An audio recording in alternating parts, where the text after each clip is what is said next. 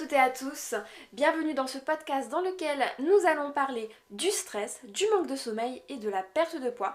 Comment faire pour ne pas que le stress, le manque de sommeil n'impacte négativement votre perte de poids. Avant ça, une petite présentation, je m'appelle Audrey Chourib, je suis diététicienne spécialisée en perte de poids. Mon équipe et moi, nous accompagnons des femmes dans leur perte de poids grâce à une méthode que j'ai mise en place au fur et à mesure des années en étant vraiment à l'écoute des besoins de ces femmes qui voulaient perdre du poids. La méthode s'appelle la méthode Jet Online. C'est une méthode personnalisée qui permet d'accompagner les femmes pour qu'elles gardent aussi la motivation vers leur objectif de perte de poids en mangeant équilibré sans avoir l'impression de faire régime, et ça marche super bien. On n'est pas là pour parler de ça, on va donc passer au sujet principal du jour. Comment faire pour ne pas que le sommeil, enfin le manque de sommeil et le stress vous empêchent de maigrir.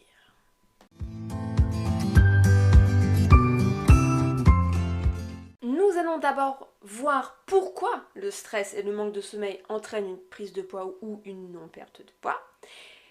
Et ensuite, on verra comment faire pour rectifier le tir et faire que vous puissiez quand même perdre du poids avec le stress et le manque de sommeil. Et puis bien sûr, je vous donnerai plein de solutions et de pistes d'amélioration. Alors c'est parti. Pourquoi le stress et le manque de sommeil entraînent une prise de poids ou une non-perte de poids? Un adulte devrait dormir entre 7 à 9 heures par nuit pour bien récupérer, respecter un bon temps de sommeil. Le problème quand on manque de sommeil, c'est tout d'abord que ça stimule la faim. Quand vous avez une insomnie, ou que vous manquez de sommeil tout simplement pour X raisons, vous êtes plus susceptible d'avoir faim dans la journée qui suit. C'est un souci hormonal. Le manque de sommeil, il affecte la sécrétion de certaines de nos hormones, notamment la gréline et la leptine. C'est des hormones qui régulent l'appétit et la satiété. Ce sont elles qui nous aident à savoir quand on est rassasié. Au niveau de la gréline, en fait, le manque de sommeil, il fait monter les niveaux sanguins de gréline. Et la gréline, c'est une hormone qui déclenche la faim. Et elle réduit la consommation d'énergie par le corps.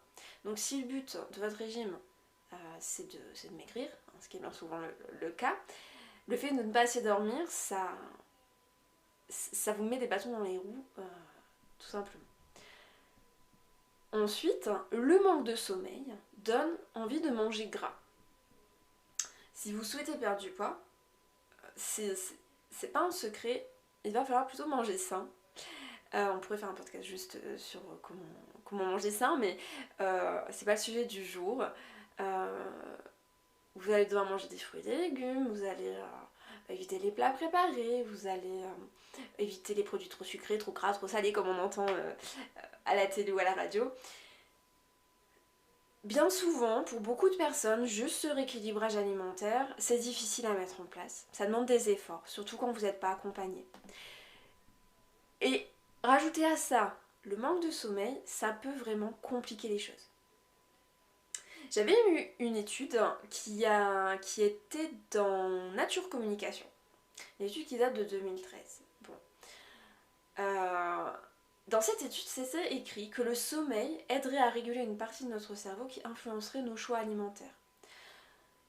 En fait, il affecterait notre lobe frontal et notre cerveau, de telle sorte que les aliments les plus gras nous paraîtraient plus attrayants.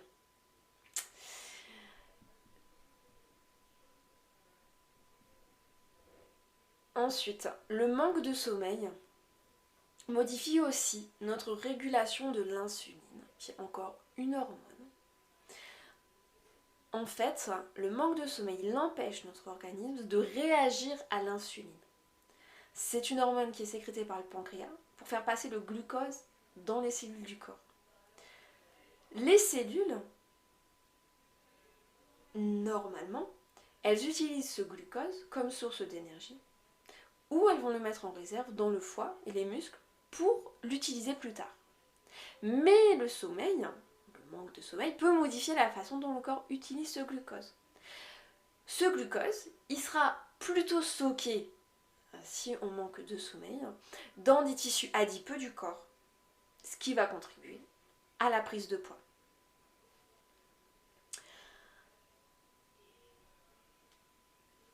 Toujours par rapport au sommeil, puisque le sport est quand même un élément important dans la perte de poids, pas essentiel, on peut perdre du poids sans faire de sport, mais quand même, ça va vachement accélérer les choses, ça va vachement faciliter les choses. Mais si on dort mal, ça va être plus difficile de faire du sport. Déjà, si vous n'êtes pas trop motivé à la base, si vous êtes fatigué, vous allez moins faire de sport. Et deuxième chose, même si vous aimez faire du sport et que vous manquez de sommeil, vous allez avoir des difficultés à récupérer après une séance de sport. Parce que le sommeil, ça aide vos muscles à mieux se reposer et à vous remettre pour le prochain entraînement. Donc si vous dormez mal, vous êtes fatigué, vous n'êtes pas motivé. Et votre corps ne peut pas récupérer. Autre chose, moins dormir modifierait surtout en fait la manière dont on perd du poids. C'est-à-dire que j'ai lu dans une étude menée aux États-Unis, que moins dormir réduit les bienfaits d'un régime alimentaire, surtout la perte de masse graisseuse. En fait, quand on prend une personne qui dort bien, on prend une personne qui dort mal, elle peut perdre autant de kilos l'une que l'autre, mais l'une va perdre en grande partie en protéines et l'autre va perdre en grande partie en masse graisseuse. C'est-à-dire qu'il y en a une qui va perdre plutôt du muscle et il y en a une qui va perdre en matière grasse. Ce qu'on cherche clairement dans une perte de poids, c'est surtout une perte de poids saine, ce sera vraiment de perdre en matière grasse, de se sentir plus léger, d'avoir plus de force et d'énergie, plutôt que l'inverse. Si on perd en protéines, on va perdre en force musculaire et on va se sentir fatigué. Tout flagada, c'est pas ça qu'on veut dans une perte de poids saine. Donc voilà ce que peut faire le manque de sommeil. Bon, bien sûr, en plus, le manque de sommeil il peut vous plonger dans la nervosité. Et nous allons voir tout de suite que le stress n'est pas non plus conseillé pour une perte de poids. Et bien sûr, le stress, le manque de sommeil, c'est lié parce que quand on manque de sommeil, on est plus facilement stressé. Et quand on est stressé, on a tendance à moins bien dormir. On va passer au stress maintenant. Donc, pourquoi le stress peut freiner la perte de poids? Lorsque vous êtes stressé, au niveau de sucre, le niveau de sucre dans le sang, donc la glycémie, elle augmente. L'anxiété incite les réserves du corps à libérer du sucre et met à votre disposition une énergie immédiate afin de parer à l'urgence, ce qui est normal ponctuellement. Par exemple, si vous êtes en retard, que vous avez un train à prendre, bref, toute situation d'urgence, vous allez sécréter de l'adrénaline, qui va engendrer toute une série de réactions, dont une augmentation du glucose dans le sang. C'est un pic glycémique. Vous en avez besoin à ce moment-là. Vous allez courir, vous allez transpirer, vous en avez besoin, ça ne va pas vous faire grossir. Mais si c'est fait de manière constante, parce que vous êtes tout le temps stressé toute la journée, vous allez avoir ce pic glycémique tout le temps, et là c'est pas ok parce que vous n'en avez pas besoin. Et là vous allez stocker. Autre chose, quand l'hormone du stress, qui est le cortisol, atteint un trop haut niveau, il augmente le stockage de la graisse au niveau de l'estomac. Donc les adipocytes, les adipocytes c'est les cellules qui stockent le gras, situés à cet endroit, ils possèdent davantage de récepteurs pour le cortisol que les cellules se trouvant à des niveaux superficiels du corps. Donc, ça engendre d'autant plus un aspect visible de la prise de poids, parce que ça risque fortement de se concentrer au même endroit.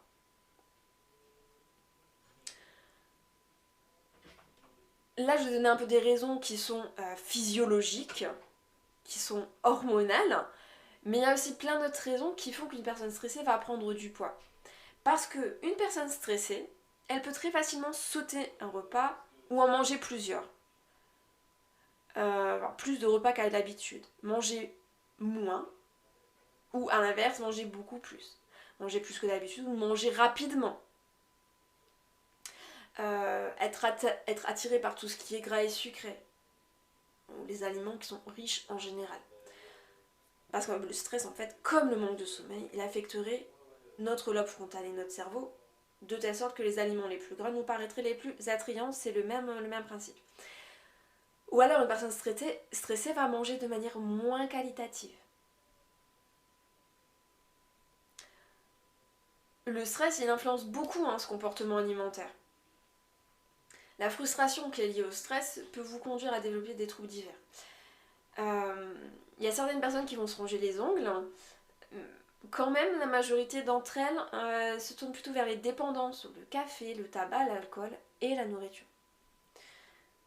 Ça s'explique assez facilement parce que lorsque vous mangez certains aliments, vous vous mettez un peu sur off, vous vous déconnectez de la réalité. Et alors là, l'alimentation, ça devient un sas de décompression entre la vie personnelle et professionnelle, par exemple. Et vous ne mangez pas en fonction de vos besoins, puisque la faim, elle n'est pas présente. Donc forcément que ça fait grossir.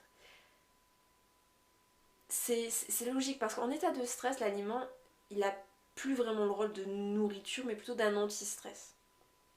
Et si vous mangez sans en avoir besoin, sans arriver à satiété, la prise de poids, elle est effective. Bien souvent, les personnes vont se servir de l'alimentation pour calmer l'anxiété. Il y a la gestuelle, le fait de prendre un aliment, de le porter à la bouche continuellement, ça peut calmer l'anxiété. Et bien souvent, dans ce cas-là, on va choisir des petits aliments qui vont vite à consommer, genre des bonbons, des biscuits apéritifs, des gâteaux sucrés, des choses qui vont très vite, hop, il n'y a que à ouvrir le sachet et c'est parti. Et autre chose qui nous détend quand on mange, c'est la plénitude gastrique, le fait de se remplir. Ça procure une satisfaction immédiate et c'est ok si ce comportement alimentaire il est occasionnel. Si c'est très occasionnel, il n'y aura pas d'incidence directe sur le corps. Mais par contre, si ça devient une véritable habitude, là c'est sûr que votre silhouette, elle va être modifiée. Et en plus, si on va plus loin, en plus de l'impact qu'a ce besoin de nourriture sur le poids, il peut également causer des troubles, comme la rétention d'eau, les ballonnements, une baisse de concentration, et même augmenter les risques de maladies cardiovasculaires. Donc là, on est vraiment dans quelque chose qui est plus que physique. Donc le stress, le manque de sommeil, ils vont ralentir, voire même empêcher votre perte de poids. Mais il ne faut pas être fataliste. Il y a des solutions à mettre en place et il faut que vous mettiez des solutions en place. Mais ça, il n'y a que sur vous-même que vous allez pouvoir compter pour vous dire et agir, ok, j'ai un problème, ok, j'arrive pas à perdre du poids, j'ai écouté ce podcast, c'est peut-être ça mon souci, c'est peut-être le stress, c'est peut-être le manque de sommeil. À partir de maintenant, je vais mettre des solutions en place. Et ces solutions, je te les donne tout de suite.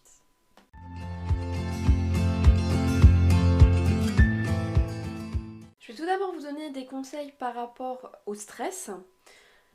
Donc il est sûr qu'une meilleure hygiène de vie et un changement de vos comportements alimentaires vont vous permettre de diminuer le stress. Il faut que vous développiez de nouveaux buts et de nouvelles priorités. Notamment, si vous êtes quelqu'un de stressé, il va peut-être falloir vous mettre à une pratique physique, soit de relaxation, soit tout simplement un exercice physique. Disons que pratiquer une méthode de relaxation, comme la respiration abdominale, la sophrologie, le yoga, il y a plein d'autres pratiques, va beaucoup vous aider à vous détendre et même à améliorer votre humeur. La méditation aussi Ça c'est super, la méditation, ça peut vous prendre juste 5 minutes quand vous vous réveillez ou même avant d'aller dormir. Euh, mais je pense au matin, parce que bien souvent le matin, on a la mauvaise habitude de nous précipiter vers nos emails par exemple. Alors que ce serait tellement plus sain de prendre le temps de vous lever, de fermer les yeux, de vous concentrer sur votre respiration et les sons autour de vous. Là, vous allez être en pleine conscience et ça va vous aider à vous détendre et à bien démarrer votre journée. Ça va vous prendre 5 minutes. Par rapport à la pratique d'un sport de relaxation éventuellement, ou d'une méthode de relaxation, il faut que vous le fassiez parce que ça vous correspond, parce que ça correspond à vous, à vos besoins, à votre personnalité. N'hésitez pas à essayer. Bien souvent, il y a des cours d'essai. N'hésitez pas à tous les essayer. Essayez le yoga, le tai chi, même dans le yoga, il y a tellement de sortes de yoga. N'hésitez pas à faire les curieux et d'aller essayer. Vous allez peut-être découvrir quelque chose qui vous correspond et qui vous fait du bien. Si vous n'êtes pas ok avec toutes ces méthodes de relaxation, je sais qu'il y en a pour qui c'est tellement étranger que ça semble les ennuyer. Il y a l'exercice physique tout simplement. Encore une fois, une activité physique en adéquation déjà avec votre poids. Si vous avez beaucoup de poids à perdre, vous n'allez peut-être pas commencer par courir un marathon. Aussi avec votre santé physique, si vous avez mal aux genoux, encore une fois on va peut-être éviter l'haltérophilie et privilégier peut-être la piscine. Donc vraiment privilégier quelque chose qui est possible et que vous aimez pour pouvoir le faire longtemps. Parce que l'important c'est vraiment la pratique régulière. Au moins une fois par semaine. Pourquoi l'activité physique? Parce que l'activité physique ça va permettre de canaliser l'adrénaline libérée, de libérer de la sérotonine et des endorphines qui contribuent à un sentiment de bien-être. Et là, on va contrer les adrénalines, les hormones qui se dégagent lors du stress. Et donc, ça va faire l'effet inverse par rapport à la perte de poids. Ensuite, vous allez devoir trouver un bon rythme de sommeil. Et je vous donnerai des pistes d'amélioration tout de suite après si vous êtes concerné par ce manque de sommeil. Parce que le manque de repos, ça va vous plonger dans un état de nervosité qui peut être très important. Et une bonne nuit de sommeil, dans tous les cas, c'est très bénéfique pour la santé mentale. Et même physique d'ailleurs. Autre chose, quand vous faites les courses, réfléchissez à ce que vous allez manger le soir. Recherchez plutôt une alimentation axée sur les sucres lents, donc les féculents, des fruits et des légumes de saison. Évitez les grignotages, donc là voilà, je vous donne des conseils vraiment de base pour manger équilibré.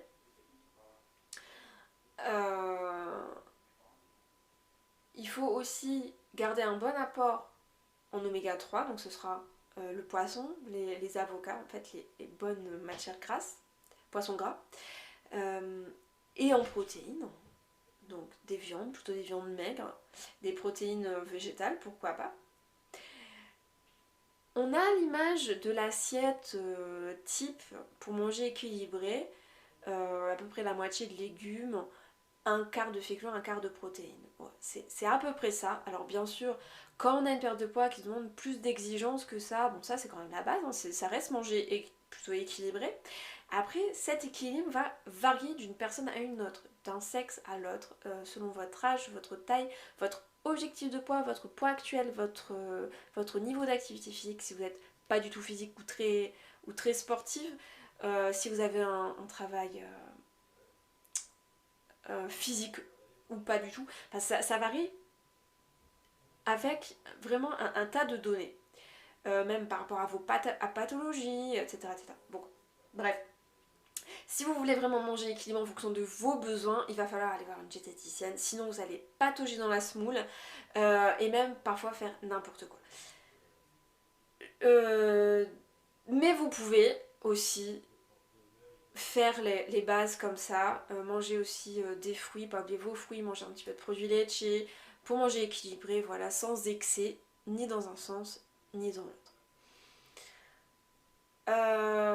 Ensuite, il faudra prendre votre temps pour manger. Déjeuner assis.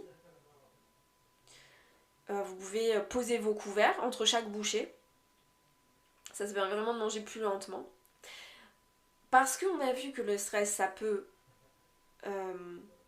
avoir un impact sur la sensation de satiété. Donc si en plus de ça vous mangez vite, vous n'allez pas du tout avoir la sensation de satiété.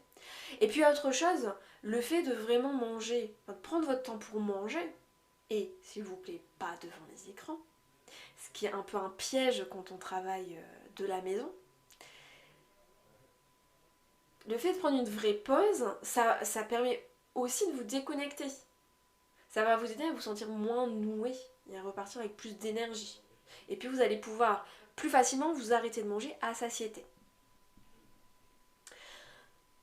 Après, si vous sentez qu'il y a quelque chose de plus profond à tout ça, si vous sentez vraiment que vous n'allez pas y arriver, que vous avez l'impression de faire bien depuis des années, mais que malgré ça vous ne maigrissez pas, n'hésitez pas, si votre problème il est alimentaire, d'aller voir une diététicienne ou un médecin nutritionniste, rien d'autre. Les autres personnes qui se disent nutritionnistes, spécialistes en nutrition, je sais pas quoi, ne sont pas des personnes diplômées. Il n'y a que 2 diplômes reconnus et valables, c'est le diplôme de diététicien et le diplôme de docteur nutritionniste. Et si vos problèmes sont plus de l'ordre du psychologique, dans ce cas-là, allez voir un psychologue ou un psychiatre.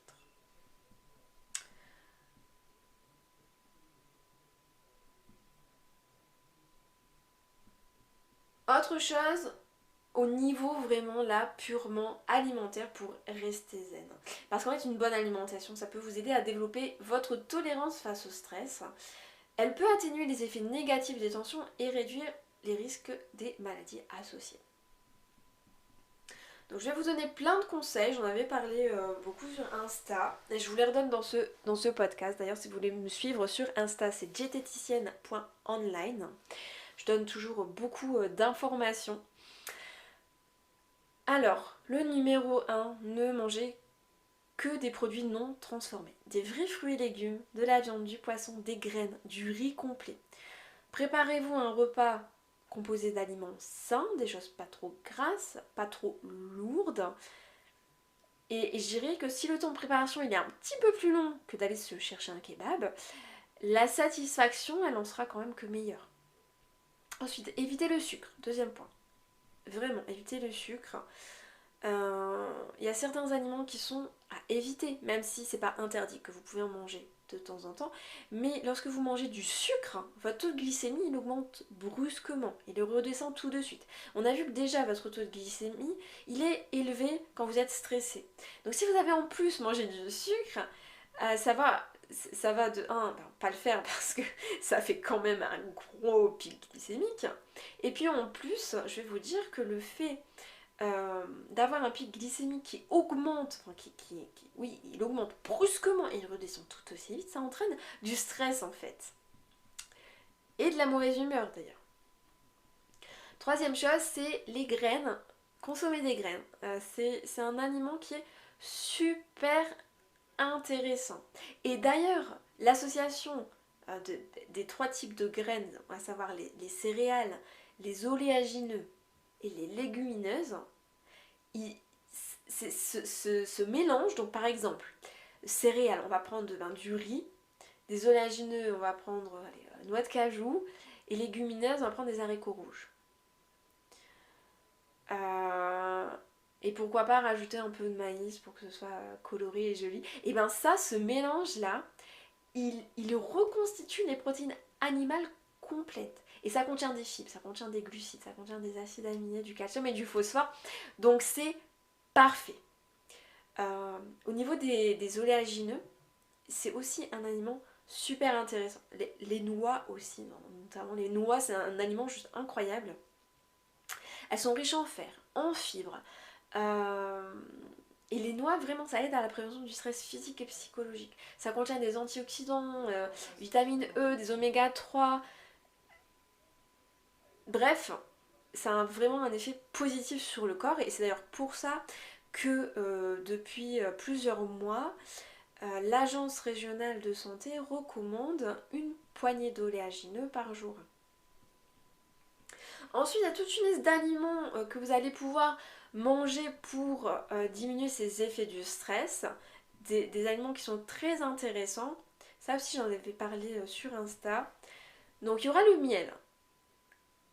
Grâce aux oligo-éléments que le miel contient, potassium, calcium, magnésium, le miel alimente la production d'endorphines qui aident à lutter contre le stress. Mais attention, parce que le miel, il est quand même presque aussi calorique que le sucre, donc à limiter quand même si tu veux maigrir. Mais une cuillère de miel par jour, par exemple, si ça te fait plaisir dans un yaourt nature, déjà ce sera beaucoup plus sain qu'un yaourt déjà sucré. Et le miel, c'est un sucre bien sûr naturel, un tout petit peu moins calorique que le sucre blanc parce qu'il contient en fait de l'eau. Et puis il a de nombreuses vertus, puis ça contient du potassium, calcium, magnésium que ne contient pas du sucre blanc. Autre aliment, les céréales complètes, parce que les céréales complètes apportent des sucres lents pour nos cellules nerveuses, et la vitamine B que contient ces céréales complètes permet d'équilibrer l'humeur. Les céréales complètes, c'est des glucides complexes qui permettent au corps de produire des acides aminés qui activent la production de sérotonine, qui exerce un effet calmant. Un autre aliment intéressant, c'est la banane, parce qu'elle regorge de vitamines et de minéraux. Les vitamines et minéraux qu'elle possède permettent de mieux se concentrer. Donc si vous faites du sport, si vous êtes en période de stress intense, par exemple en période d'examen, une journée d'examen, n'hésitez pas à prendre une banane en collation. Et le chocolat. Et oui, moi je conseille à toutes mes patientes de manger du chocolat, même en perte de poids. Plutôt bien sûr le chocolat noir. Au plus il est noir, au plus c'est bon pour la santé. C'est une bonne nouvelle pour les gourmands. Parce qu'en fait le chocolat noir il est très riche en magnésium, il est très riche en flavonoïdes qui ont cette réputation d'avoir des propriétés relaxantes. Et le chocolat, alors attention, tenez-vous bien, prenez des notes pour briller au prochain repas de famille. Le chocolat, il contient aussi de la phényléthylamine. La phényléthylamine, c'est un alcaloïde présent dans certaines morphines. Il est le précurseur de la sérotonine, l'hormone qui régule notre humeur. Attention quand même, on parle quand même de chocolat, donc on privilégie le chocolat noir et en quantité raisonnable, c'est-à-dire 2 carrés par jour. 2 carrés par jour, c'est super. Je vous parlais du magnésium que contient le chocolat. Le magnésium, c'est un minéral super important, surtout en période de stress, parce que quand vous allez être stressé, votre corps il consomme beaucoup de magnésium. D'ailleurs, si vous avez une période de stress où vous vous sentez très fatigué, n'hésitez pas à prendre une cure de magnésium. Il y a certains magnésiums qui sont plus absorbables que d'autres. Je vous conseille celui de Compliments Me. D'ailleurs, je fais un partenariat avec eux tellement que leurs compléments alimentaires sont bien faits, efficaces. Et vous aurez du coup 30% de réduction avec le code diététicienne online 30. Tout collé, diététicienne online 30. Et d'ailleurs, ils font aussi un autre, ça s'appelle le Complete Relax. Il va vraiment, donc là il y a plus de plantes, il n'y a pas de magnésium, donc vous pouvez prendre les deux. Ça va diminuer le stress, optimiser la relaxation, entretenir l'activité cérébrale, parce qu'on a vu qu'on est stressé, on a parfois du mal à se concentrer, et faciliter l'endormissement, puisque le stress peut rendre difficile aussi l'endormissement. Par contre, ce complète relax, si vous êtes enceinte, non. Si vous allaitez, non. Pour vos enfants, non plus. Et si vous avez une hyperthyroïdie, non plus. Le magnésium, c'est ok. Le magnésium pour tout le monde, pour les femmes enceintes, allaitantes, si vous souffrez d'hyperthyroïdie, il n'y a aucun souci pour le magnésium. Le Complete Relax, vous pouvez aussi le prendre si vous avez des difficultés du coup à vous endormir, puisque le sommeil et le stress de toute manière c'est super lié. On en arrive à mes conseils sur le sommeil pour bien pour éviter que ça n'impacte votre perte de poids.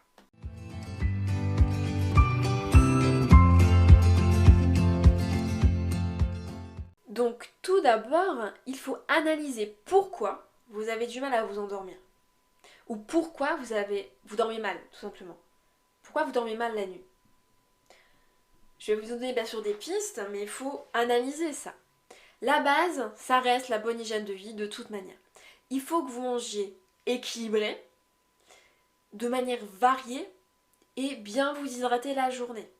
Ça, c'est avoir une bonne hygiène de vie. Et faire un petit peu de sport. Si votre problème c'est le stress, je vous ai donné plein de conseils juste avant. Pratiquer un sport de relaxation, de la méditation, de la sophrologie, etc. Si vous dormez mal parce que vous avez des fringales nocturnes, dans ce cas-là, les aliments riches en sucre lent comme les féculents vont vous éviter d'avoir ces fringales nocturnes. Il faudra en manger un petit peu le soir. C'est important de manger les féculents le soir, contrairement à ce qu'on peut entendre à droite à gauche. C'est faux. Il ne faut pas ne pas manger de féculents le soir. Manger des fruits le soir, ça c'est aussi intéressant. De une, parce que ça contient des fibres, ça va permettre quand même d'être bien rassasié. Et puis, les vitamines et minéraux, si vous mangez vos 2-3 fruits par jour, vont vous permettre d'éviter des carences qui peuvent être responsables de troubles de sommeil. On parle de fringales nocturnes, mais quand même attention de ne pas manger un repas trop lourd ou trop difficile à digérer le soir.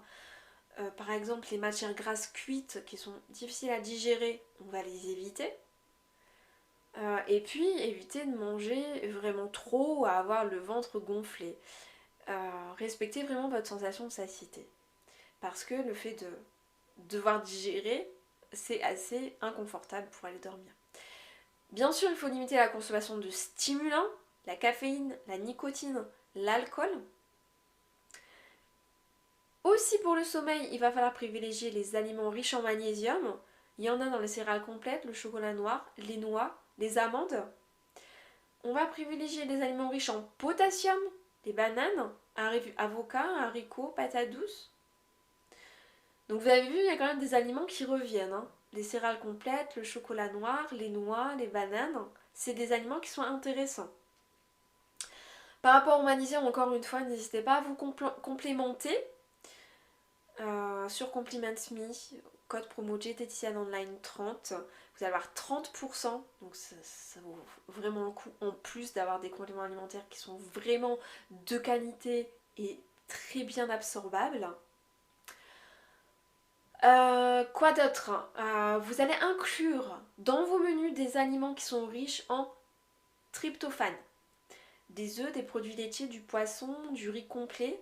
Le riz complet il revient encore. Des légumes secs.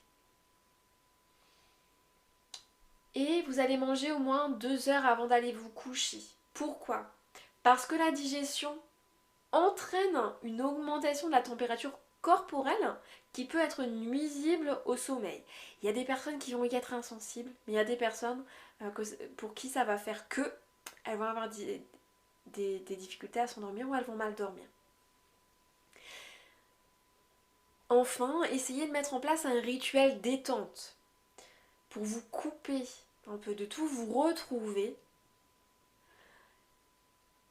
Par exemple, vous coupez les écrans, vous prenez un livre, vous faites une infusion à base de camomille par exemple ou d'une autre plante apaisante,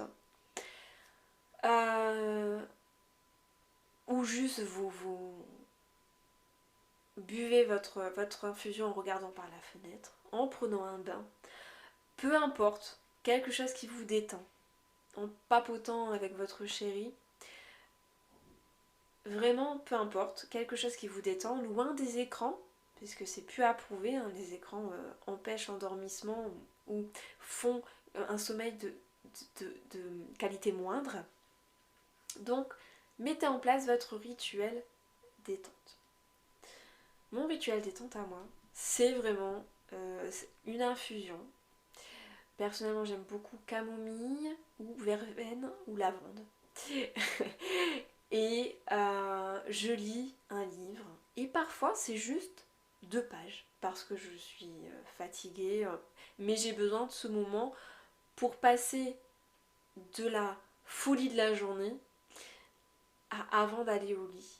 Ça me permet vraiment de m'apaiser.